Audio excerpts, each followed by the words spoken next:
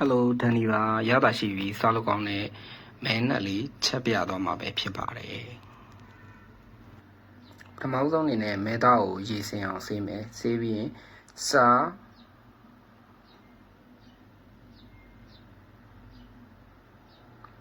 ဟင်းခမုံနေငယ်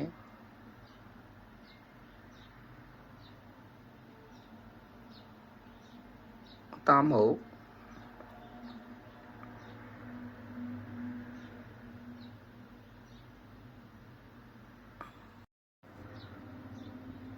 ကြာညိုခီစီထည့်ပြီးတော့နေထားလိုက်မှာဖြစ်ပါတယ်ပြီးရင်တော့ချင်းဝိုင်လုပ်ဖို့အတွက်ချင်းလက်တစ်စစ်ကိုပပလေးလှီးထားမယ်ဗျ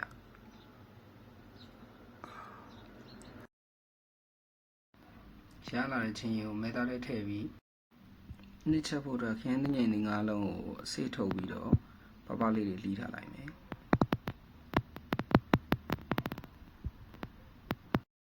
စီတက်ဖို့အတွက်အသင့်ခွာထားတဲ့ကြက်သွန်ပြင်းတွေကိုလည်းပပလေးလှီးထားလိုက်မှာပဲဖြစ်ပါတယ်ရလာတဲ့ကြက်သွန်ပြင်းတွေကိုစိမ့်မုံနှစုံထည့်ပြီးတော့ညက်နေအောင်ထောင်းနှောက်လိုက်ပါမယ်ကုန်းစင်းနေဖြစ်ပြီဆိုရင်တော့မီးဖို့ပေါ်မှာတဲဥပုံနေအောင်တင်ထားပြီးစီနေနဲ့စီတက်မှာပဲဖြစ်ပါတယ်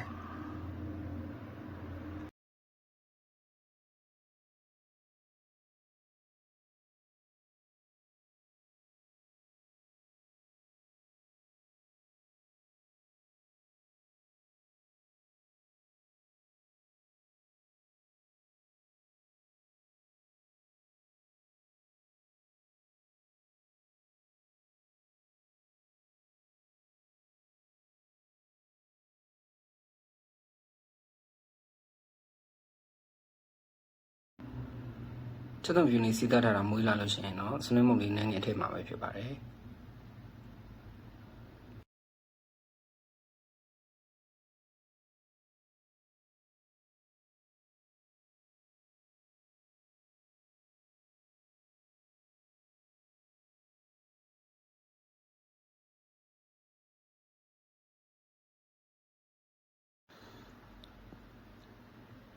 ဟင်းနဲ့လေးပုံမအောင်ချင်းလေးအနှဲငယ်ပါစီထည့်တက်လိုက်ပါမယ်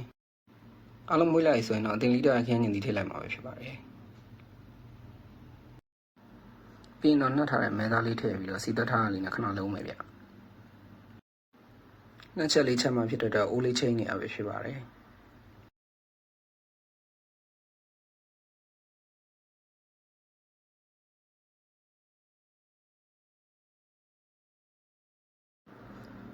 ဦးချိန်မြင့်တော့ရေနွေးကိုသားမြင့်အောင်ထည့်ပြီးတော့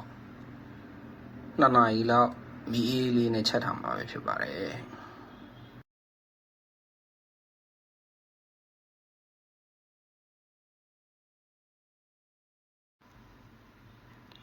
ခုဆိုရင်တော့စားလို့ကောင်းပြီရတာရှိတယ်မဲနဲ့လေးရပါပြီဆုံးတိကြည့်ပေးတဲ့အတွက်ကျေးဇူးပါ